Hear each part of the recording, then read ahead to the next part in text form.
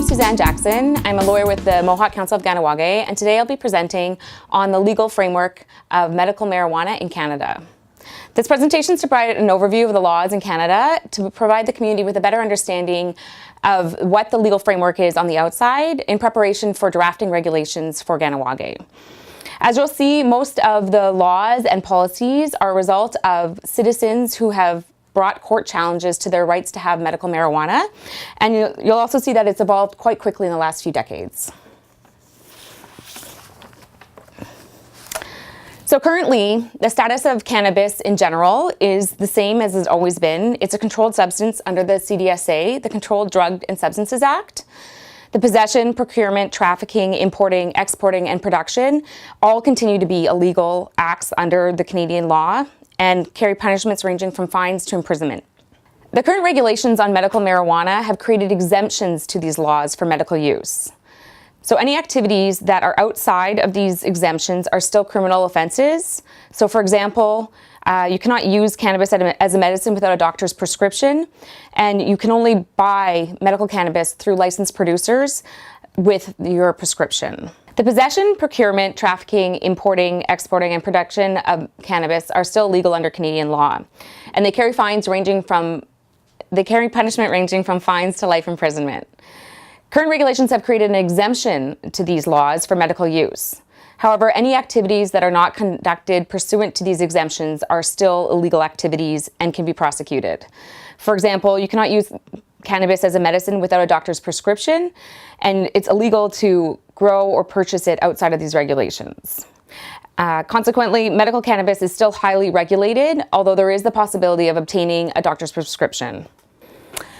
So the recent history of cannabis in Canada started in 2000 with the Supreme Court case R.V. Parker, where it held that individuals with a medical need had the right to possess cannabis for medical purposes. Following that decision in 2001, the Canadian government reacted and developed the Marijuana for Medical Access Regulations, also short-formed as the MMAR.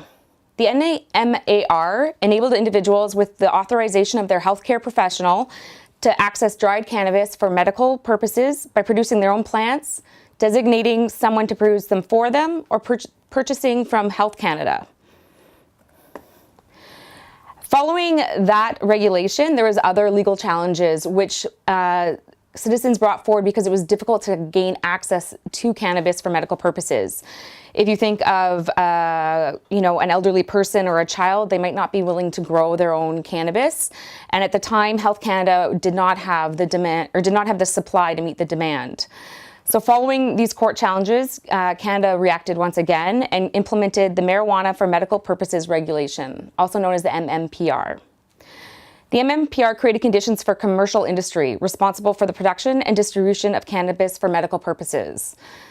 This regulation allowed individuals to access high-quality, controlled, dried cannabis products under secure and sanitary conditions. It continued to have extremely strict regulations. So for the commercial industry, they had to go through extensive licensing processes.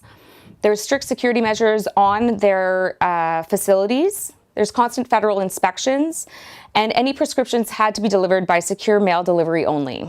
Then in June 2015, the Supreme Court of Canada decided in R.V. Smith that restricting legal access to only dried cannabis was unconstitutional.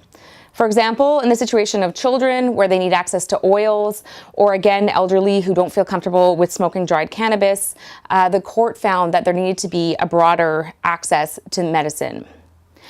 As a result, in July 2015, the Minister of Health issued a Section 56 class exemption under the CDSA to allow, among other things, licensed producers to produce and sell cannabis oil and fresh cannabis buds and leaves to allow authorized users to possess and alter different forms of cannabis. In 2016, there was another case at the Supreme Court of Canada, Allard v. Canada, where it found that requiring individuals to get their cannabis only from licensed producers violated their Section 7 rights under the Canadian Charter of Rights and Freedoms. Again, Canada responded and created a new law. So replacing the MMPR, they enacted the Access to Cannabis for Medical Purposes Regulation, the ACMPR. This is the regulation that's currently in force in Canada, and there's 4 main parts to it. Part 1 is also responsible for the production and distribution of quality controlled cannabis, fresh, dry, and oil products, as well as the starting materials. This law, or this part of the law, continues to be highly regulated in that the facilities are inspected frequently. There's extreme security provisions, as well as having extensive requirements for licensing. Part 2 of the law is similar to the former MMAR that was enacted in 2001. It sets out provisions for individuals to produce a limited amount of cannabis for their own medical purposes or to designate someone to produce it for them. Again, this is highly regulated. There's a list of requirements that people must meet, and it must be done with a doctor's prescription. Parts 3 and 4 of the law are legal provisions. So the next I discuss a little bit the future of cannabis in Canada.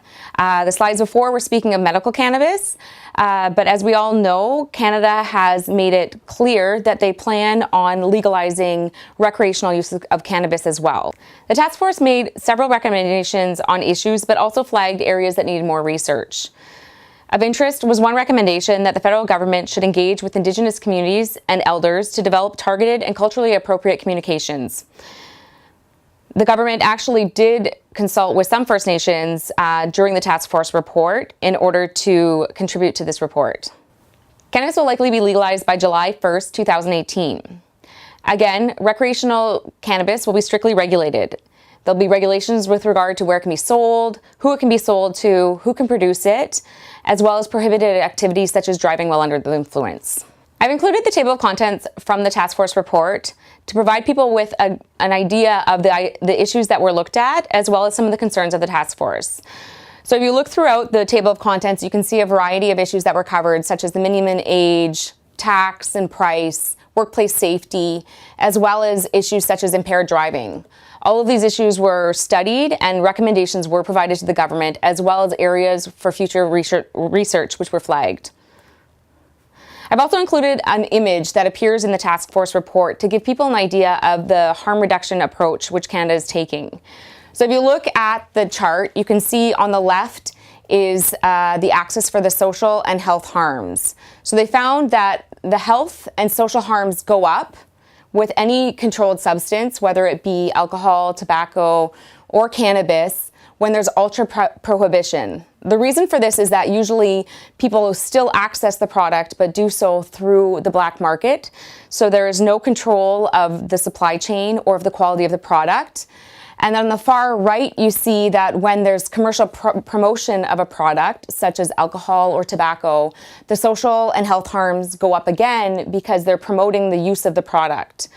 So the goal of Canada is to actually highly regulate cannabis and to end up in the middle of the chart with the lowest risk of social and health harms because of the fact that the supply chain and the black market are now controlled, but that it's not actively being promoted to be used or to be abused.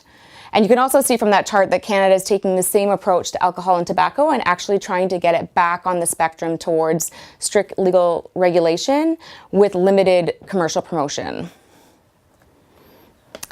So what this means for Kahnawake. Recreational cannabis will be legalized throughout Canada as of 2018.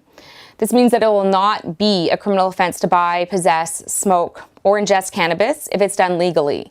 So for example, if it's purchased from a licensed vendor, if you're over the established legal age limit, and if you're not doing restricted activities such as operating vehicles. So if Kahnawake is absent regulations regarding cannabis, federal laws and regulations will likely be applied. So for example, the PKs currently apply the CDSA, and if it's no longer an offense to possess or ingest cannabis, they will have nothing to charge a person with unless they are not respecting the Canadian regulations. So it's important for Kahnawake to develop regulations for cannabis in the territory, and it's ideally that they would do so before or at the same time as Canada to avoid any gap in regulations. So some questions that will be raised in the regulatory process are the following. And these, of course, are just a small look at some of the issues that need to be addressed. So if medical cannabis is allowed in the territory, Who is it allowed for and under what conditions? Would all forms of cannabis be allowed? The dried, the fresh, the oil in foods, etc. Again, the Supreme Court of Canada found that in order to have access to medicine, children and other people might need a variety of products in order to access the medicine. If medical cannabis is allowed, can it be sold in the territory? And if so, from where? Can it be grown in the territory? And if so, by who and how is it regulated? Finally, another issue to consider is what the definition of medical cannabis will be, or what a medical cannabis user will be. And the list is much longer, and there needs to be lots of community consultation to discuss all of these issues.